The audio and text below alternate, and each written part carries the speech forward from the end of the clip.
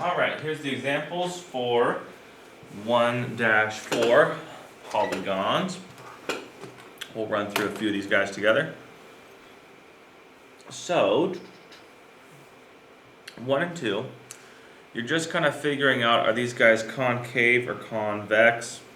And then you're going to name the polygon. So again, make sure you have that list written down in your notes that you can refer back to. Count the sides. I'm getting 7. Well, 7-sided polygon. That would be a heptagon. And is it concave or convex? Well, remember, concave means it bends in. Convex means no bend in. I'm not seeing a bend in here, so this would be convex. That is a convex heptagon. Convex heptagon. Number 2, count the sides. 1, 2, 3, 4, 5. Oops. 1, 2, 3, 4, 5, 6, 7, 8, 9, 10. Sometimes it's kind of nice to like mark the sides so you don't double count. A 10-sider, that would be a decagon. And is this a concave or a convex? What do you think? Well, it clearly bends in. This is a concave.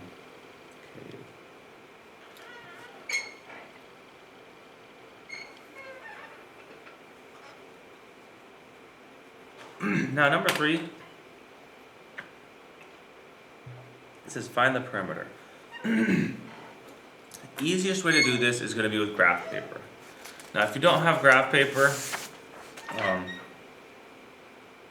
can still do it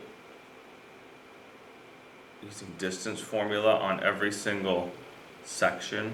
Like you could probably draw a little picture like this. A, B, C, D. And then you literally have to do distance formula with each piece and then add them together. So you can still do it, it's just not going to look as nice. And you're going to use distance formula 4 times to get each side. Graph paper, let's mark it up here, so -2, -2, back 2, down 2. A, B is -1, 3, B, C is 5, 3. Look at that, that's a straight line. And then D as in dinosaur is 4, 2, 4, -2. Cool.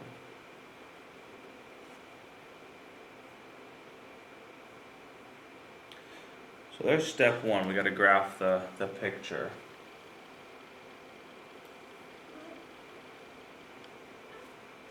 Remember, when plotting points, first number moves you left, right, second number moves you up, down, and you always start from that middle point. We call that the origin.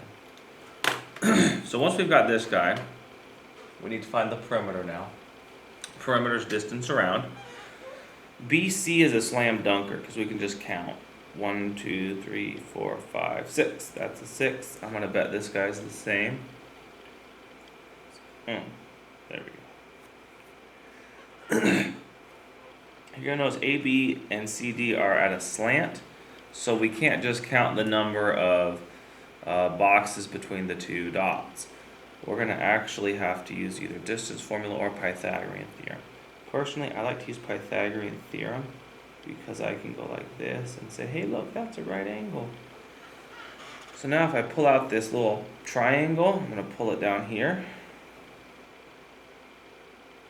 It looks something like this, and then I count the squares. This top square is 1, 1, 2, 3, 4, 5, and this left side is 5. So now I have a 1, 5, C triangle. So I can go a squared plus b squared equals c squared. 1 squared plus 5 squared equals c squared. Solve this guy. Square root 26. That's gonna be probably something like 5.1.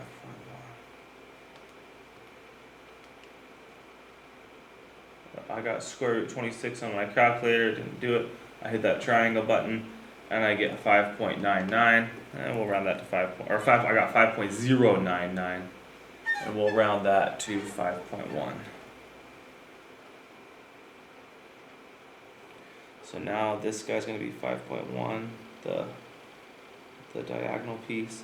Now you're going to notice this guy here is a triangle that's 1 by 5 also. Because that triangle is going to have the same side lengths as this guy, the hypotenuse, or the longest side, also has to be the same. Because you'd just be using the same exact numbers in your Pythagorean theorem. Once you get to here, your last step is to just add up all the sides. So we go 6 plus 6 plus 5.1 plus 5.1. Let's see, 6 plus 6 is 12. 5.1 and 5.1 is 10.2. 12 and 10.2. Well, that's lots of 2's. 22.2. Bop, done. So these guys kind of do have a lot of steps, but just break the problem down. And once you do that, it's going to get easier. Same thing with 4 and 5. You're going to be needing graph paper for this guy. And I think you just straight up need a picture for 4 and 5. I don't know if you can really do these effectively without, like, you can't really use distance formula very well here. And I'll show you why. P is 1, 1.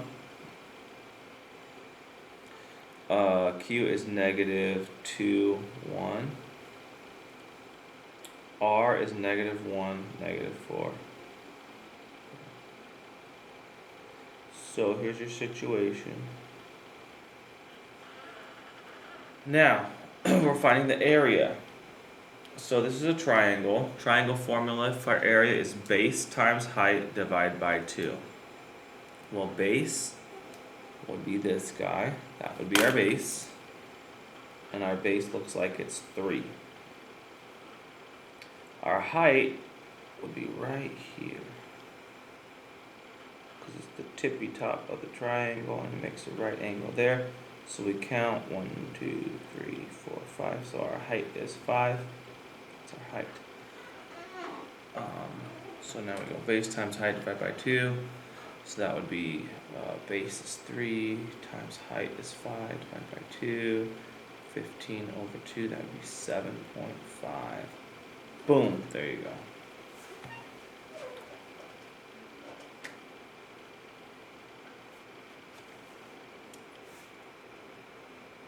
And number 5, you're going to draw your picture on your graph paper. Again, if you have graph paper, I feel like these guys are much easier to do. 1, 2, 3, 1, 2, 3, 4. Oh, my paper is not big enough. Let me turn it around, see if this changes the situation a little bit. 3, 7. 1, 2, 3, 1, 2. Oh, I barely fit.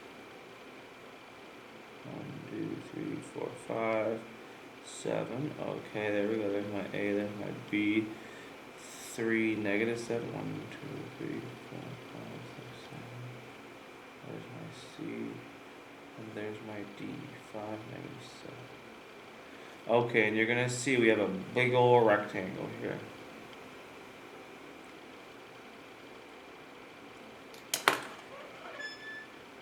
So, this guy is a, what do you want to call it? Parallelogram. So we can use that formula, base times height, straight up. What's your base? 2. What's your height? Something big.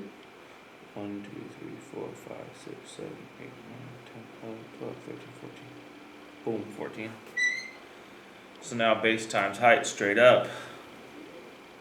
14 times 2 equals 28. Boom, there you go.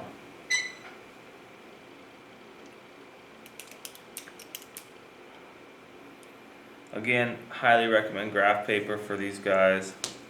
I'll see if I can find an app for you guys where you can plot points. Maybe you guys know of an app or a website where you can plot points on a graph.